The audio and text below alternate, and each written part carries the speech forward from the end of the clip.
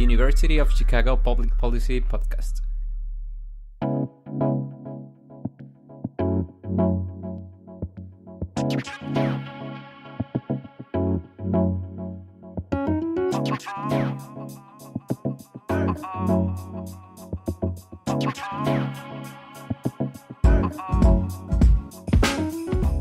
Hey listeners, this is Lauren Lee and you're tuning in to the University of Chicago Public Policy Podcast.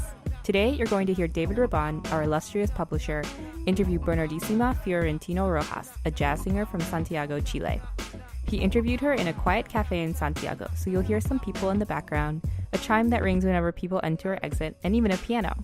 In addition to learning about her fascinating journey in music, you'll hear her sing throughout the episode. And aside from editing for her length, we have not touched her voice at all. A few notes before we get started. First, this interview contains explicit language, so please skip to our other episodes if that's a concern. Second, near the end of the episode, you'll hear David fumbling around on the piano. He completely improvised because he doesn't know how to play. Third, things are moving quickly here at UC3P, so we'll now be publishing on this main podcast page twice per week.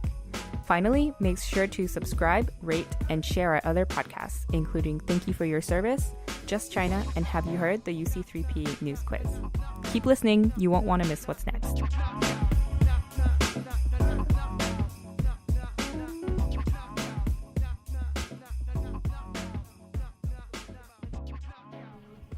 La la la la la.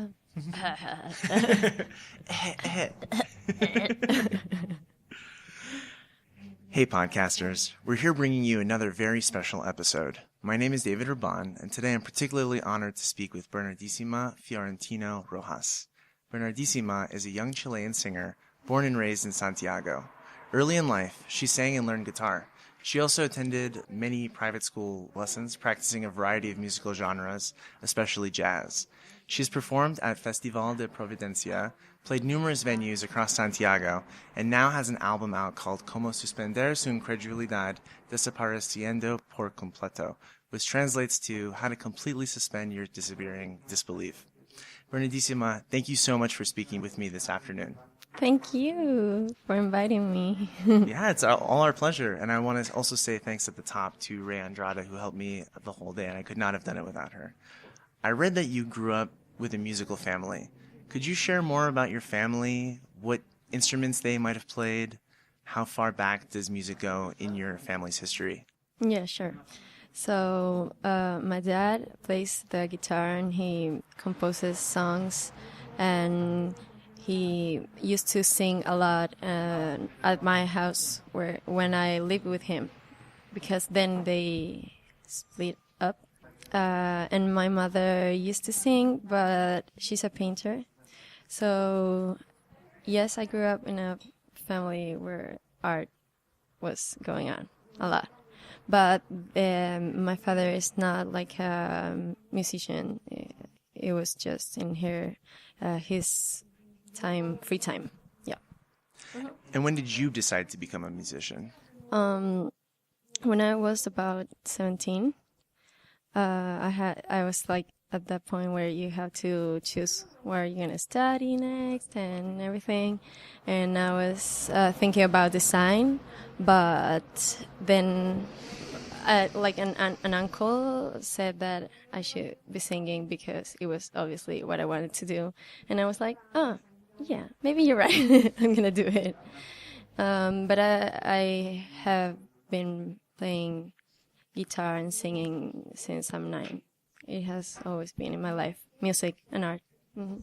And what are some of the challenges you faced in trying to become a musician and trying to make it as someone who can just do music as a living in your career? So first, it was about where I'm going to study, when I'm going to learn this thing. Is it possible to do it here in Chile, in Santiago de Chile, where things are supposed to be harder? But I don't know, no. And that was it, like the only thing that worried me, because I was already doing music and it wasn't like a problem. I was going to do it. And now I'm with this thing about my album that I want to make now, worried about the things with the market and stuff. Yeah. worried about how you can commercially make it in the market, or what your next album at least, is going to take the shape of, whether it'll be more experimental or if it's going to become something that's a little more mainstream? These are things that you're thinking about right now, right? Yeah, especially how can I connect my artistic interests with the market, and also trying to decide how am I gonna like make a living, especially now that I'm starting. I'm not living of playing and the shows. That's not the main income I have. But lessons, like music lessons, or playing for like private events and stuff. That's where the money comes. Yeah. Yeah.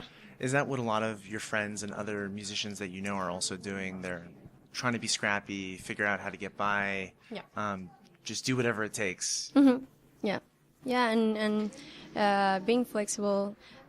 For example, last year, 2 years ago, I worked a lot at schools and doing like classes, teaching, and now I'm a little tired of it, and now I'm like, I want to sing for money, so I'm singing at like that, events and bars, like fancy bars and stuff. Sure. Well, we'll get a little bit to your next album a little bit later, but I was wondering, do you remember the first song that you ever sang? Ooh, the first song.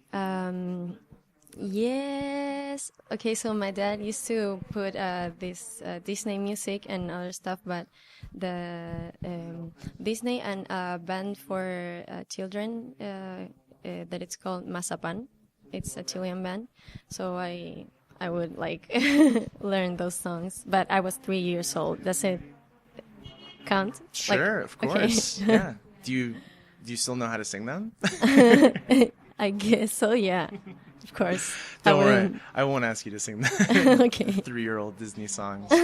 But I have seen that some of your influences have been Billie Holiday, Ella Fitzgerald, Radiohead, Elliott Smith, Erykah Badu, and D'Angelo, among many others. How do you know that? I do my research. Okay.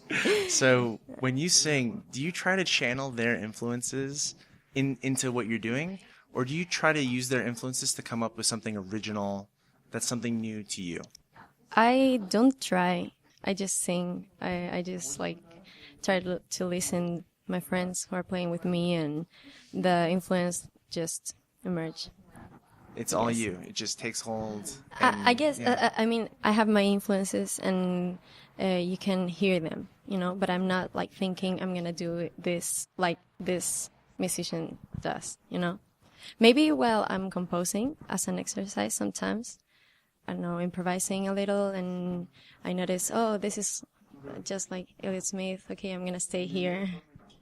And yeah. So what does the creative process look like for you? Even sometimes if you're doing a cover version of a song and you just want to do it for performing, how do you come up with the things that make it you? They just spring out to life when you're practicing, or maybe you get like a little thing of inspiration or something completely different? Mm-hmm.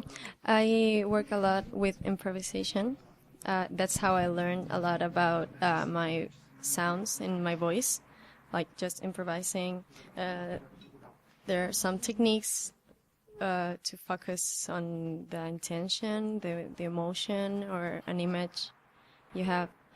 That's how I do like some arrangements or versions of covers or my own songs. I start with an emotion or an idea, and if I know the song, I just will sing it however it comes, based on that like interpretation, but it's just like one idea.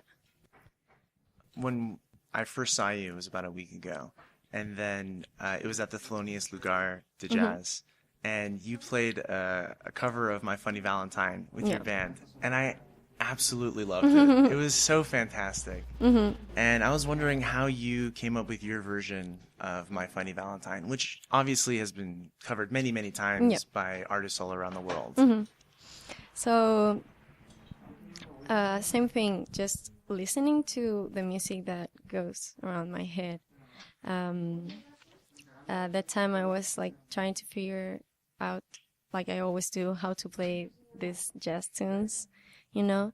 And I don't know, I just had the idea to like mix the two tunes because it's my funny Valentine and I Fall in Love Too Easily. And I was just playing around and it came up and I liked it. But it was so beautiful. You know, I think everyone who heard it was just clapping tremendously afterwards. So a tip I can share is to try to sing these songs a cappella, so you can like really hear what's inside of you and not like what you're used to playing the piano or the guitar or with a backing track. So then maybe you make a mistake, but that mistake can be a great idea. Can you give us an example of doing it a cappella? If you'd like. Right now? Sure. That same tune? Maybe I like to sing the last part because what I like of that tune is them like these two songs together, you know. So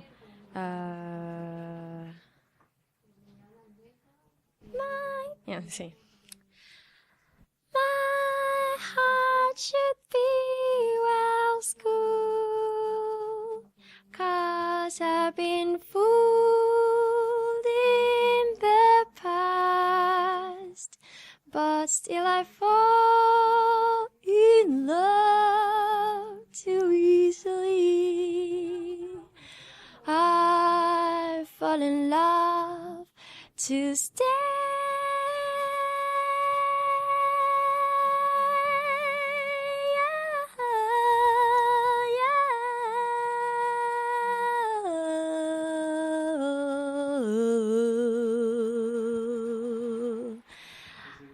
Each day is Valentine's. Too bad. Yeah. That was beautiful. I love hearing it. It's weird singing it without the band, but whatever. Of course, and in the cafe. Yeah. In the middle of Santiago. Yeah. So much of your work has involved collaboration at some point or another. What are some of the factors that make you think, wow, I should totally collaborate with this person or these people around me? You were just mentioning that not doing it with the band is weird. Yeah. What is it like to find the right people? It's hard. First of all, it's hard. It's not like you can work with everyone. I tend to work with very virtuous people because, of course, I get attracted to their playing and everything. And then I talk to them, and I consider myself like a weird talking person sometimes. When I talk in Spanish and in Chilean, and I mention like some of my crazy things, you know.